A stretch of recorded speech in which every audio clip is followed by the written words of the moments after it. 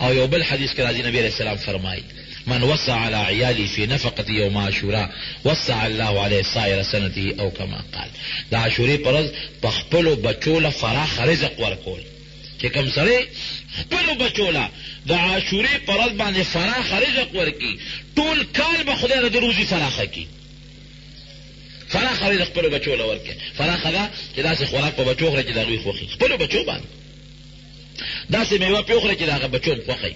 نو په دغه ورځ باندې خپلو بچو له فراخ رزق. حدیث راوي دی حضرت سفیان ثوری رحمت الله علیه، هغه وایي چې ما هم په دې حدیث باندې عمل وکړو. نو چې څنګه نبي علیه السلام فرمایلي همغسې مې وموندته، زه ډېر فقیر وم او غریب وم او د عاشورې په ورځ مې خپلو بچو له فراخ رزق ورکړو، نو خدای پاک زما رزق فراخه کړ. نو د عاشورې په ورځ چهارشنبې ورځ راځي.